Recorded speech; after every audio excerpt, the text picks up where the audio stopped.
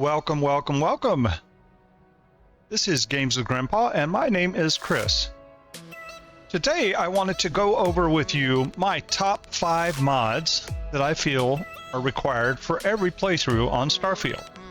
The mods that I'm going to show you today are not presented in any specific order, like 1st through 5th, but there's just the 5 that I feel bring the most value to the game. We are going to get into all of that in just a moment, but just in case you are new here, why don't you take a moment and hit subscribe and ring that notification bell to receive my latest upload alerts. The first mod I want to talk to you today about is called Starfield Community Patch. The Starfield Community Patch is a patch that was created by fans of Starfield that created and addressed issues that they ran into throughout their gameplay that Bethesda hadn't fixed yet. This is frequently updated and addresses game-breaking issues. It doesn't add any new content, but it just keeps things fixed so you can continue your playthrough. Another note here, every add-on that I talk to you about today will be linked in my description, so you can go and get it yourself if you want it. There's not much I can show on this mod itself because it's just fixing things, right? So we'll move on to the next one. The next mod we're going to talk about will be no surprise to you because we've covered it in depth recently. The most recent addition is Shade's Vehicle Tuner.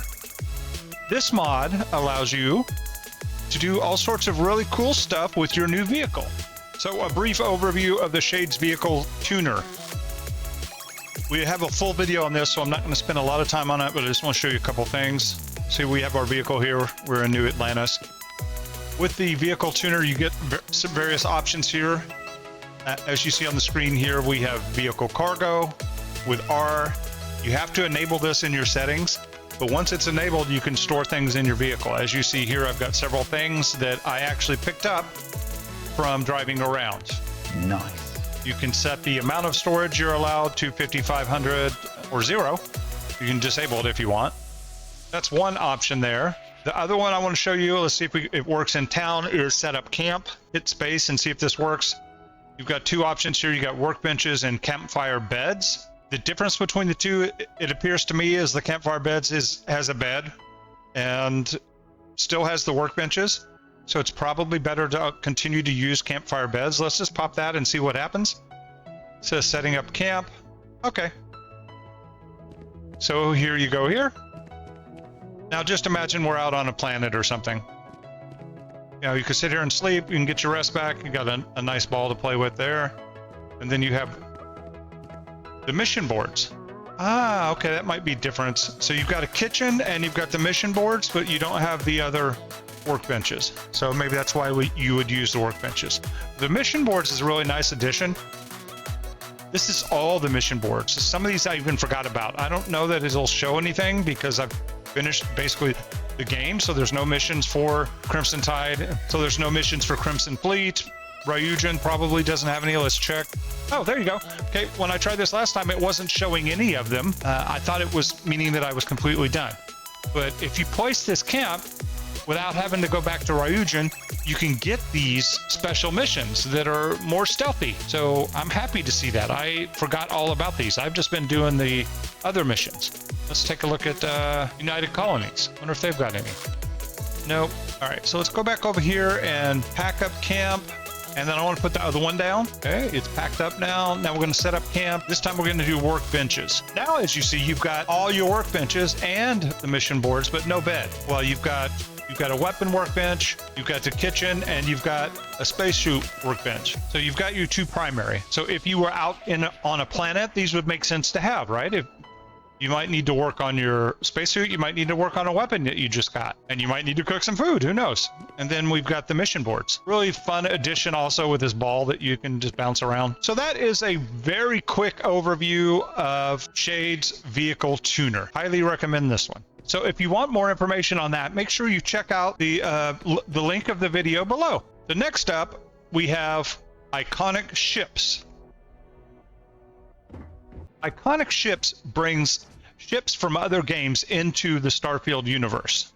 We'll give you some examples here. So if we go and view our ships. Okay, No problem. You will recognize quite a few of these as we go through. So we've got the R-Wing, we've got the Pelican. This really felt like it was Aliens, but someone corrected me. I think it's Halo, maybe. Got the Fiend, Star Wars, I think, Scimitar. These are really well done ships. The N1, Star Wars again, I think. Let's turn it around. Then we've got the Gauntlet. Oh, no, are they all backwards? The Destroyer, Star Wars for sure. It's a really nice, well done ship here. Millennium Falcon. This is probably my favorite one in these iconic ships. We've got the Enterprise. Star Trek Enterprise. Isn't that cool?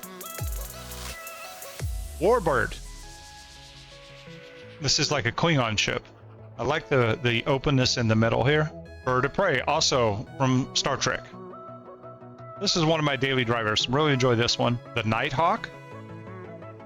Kind of a more compact ship, but I've flown this one around as well.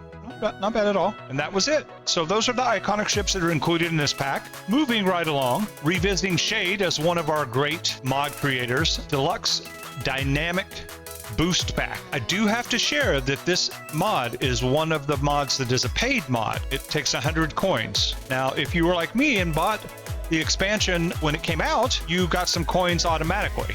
So I used 100 coins to get this dynamic boost pack. This significantly increases your rate of travel with your boost pack, makes it fly further and higher. I wanted to give you more information on the Deluxe Dynamic Boost Pack.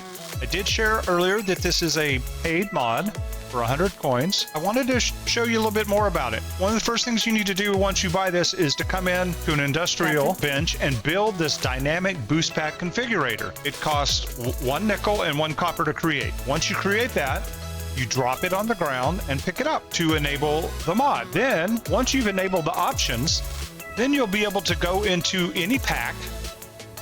As you see, I've already got MK3 on it. I've already done it. But you can go to boost packs and select the one you want. Well, what's the difference between 1, 2, and 3? That's a great question. Let me tell you. So 1, 2, and 3, you will automatically assume that 3 is the best, and it is. I would say it is. MK1, it's an advanced boost pack providing the most convenient features all included into one package. When you're outdoors, all boost amounts are increased. When you're sprinting and activating the horizontal boost, you will fly faster and further forward.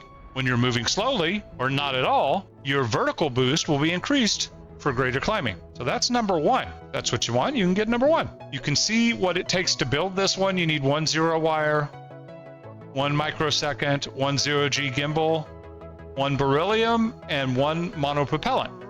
Not too terribly expensive. Now, number 2. Number 2 includes everything of the MK1. It also activates a convenient downward thrust when you're melee attacking or gun bashing. That's cool. Additionally, on MK2, boost pack injuries are now a thing of the past. There's an inertial dampening removing all fall damage. That's really neat. So that's a reason to go to MK2. MK2 takes 1 Tau grade, 1 beryllium, 1 microsecond, 1 0G gimbal, 1 0 wire, and 1 monopropellant. So I think one thing changed between those two. And then we go to the top one. This one includes all the features of MK2. It also greatly extends the boost pack assault hovering duration when you're out of combat and outside of cities, towns, or settlements. Now, to use this part, you have to have boost assault training skill rank 3, which I do. It took a while to get it. During this extended hovering, the movement speed is also greatly increased. That's really neat. In addition to this, the vertical and horizontal boost amounts are also further increased when you're out of combat and outside of cities. Remember, this came out before the vehicle. All 3 of these obviously can be created in the spacesuit workbench. And then, of course, you have the other ones that were, here at the beginning. I always recommend MK3.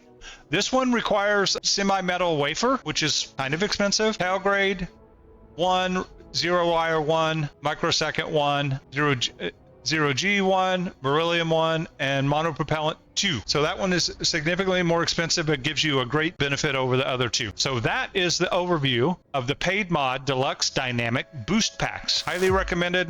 100 coins, probably the best purchase I've made. Not that I've made a lot of purchases, but let's see what else we got. Okay, so the next one I want to talk about this is number 5. We're already there. So my number 5 mod has been used since I started playing Starfield, and they were available to be downloaded. This one is called Star UI Inventory. So let's take a look at my inventory, give you an example. So if you're looking at your default and then you're comparing it to this, you'll see immediately that we have a more complex and compressed view of our weapons. You can also go here and add additional items that you want to see. Is it a favorite or not? How rare is it? The one I like to see is rounds. So if you add that column, now you see how many rounds of each one of the weapons you have. So if you're getting low on it, you need to go buy some. I have lots of ammo, as you're seeing here, and most of these cadence. This one I've got 9,200, kind of low on that one. But this works on any of the inventory. You can go look at your suits, all sorts of items here. Let's add mods. It'll tell you how many mods on the item, show the different damage types. It's really convenient to have this versus the default view. The next one, related to Star UI Inventory, is the brother of Star UI Inventory is Star UI Workbench. Very similar. So we'll go to a workbench here and take a look. Automatically, you're seeing a difference from the default UI. You see, the costs here, the different items, the different colors, tells you how many max you can create. Also the value and the mass. So lots of additional information that was missing from the default UI. These two go hand in hand for me. I wouldn't play without them. I think it's good to know how many of something you can make. For instance, the drilling rig, I can make 17 right now based on what I have in my inventory. So that is my top 5 mods. But guess what? I'm going to share a couple more with you. So these 2 bonus mods are my favorite, but not in my top 5. These give you quality of life additions that I suggest you add. The first one I want to talk about today is called 100 ships. So the default number of ships you can purchase in Starfield is 10. If you hit that 10 capacity, which is pretty easy, then you can't buy any more ships. You have to sell one before you get more. The 100 ships mod allows you to purchase exactly that, 100 ships. Okay, briefly just wanted to show you the 100 ships. Now I don't have 100 ships, but you could see here, 1 of 36, 36 of 36. Now I could continue to add up to 100, but I just wanted to give you an example. The default of 10 ships, it's really not enough. I don't know why they limited you to 10 ships. So that is what 100 ships does. Again, all of these will be linked in the description for you to download and enjoy. And the biggest one for me that is a quality of life mod that I can think of for my playthroughs that may not apply to you is called Outpost Storage times 10. So if you've done any building at all in Outpost, you understand that it takes a lot of crates to store not a lot of stuff. And every crate you add is going to add lag to your outpost. So what this does is any size crate from the smallest to the largest, it 10 times the amount that it can hold. I wish I would have done this sooner. My outpost would be a lot smaller and would lag less. Hey, I wanted to show you briefly one of my bonus mods, the 10X. We are at Grandpa's drug farm, and I just wanted to show you this box here. It has a lot in it. So a sword solids lard, I think is supposed to be 600. It looks like it has more than 10%. It's got some sedatives in it. Let's go up and see maybe this one. See how high it goes.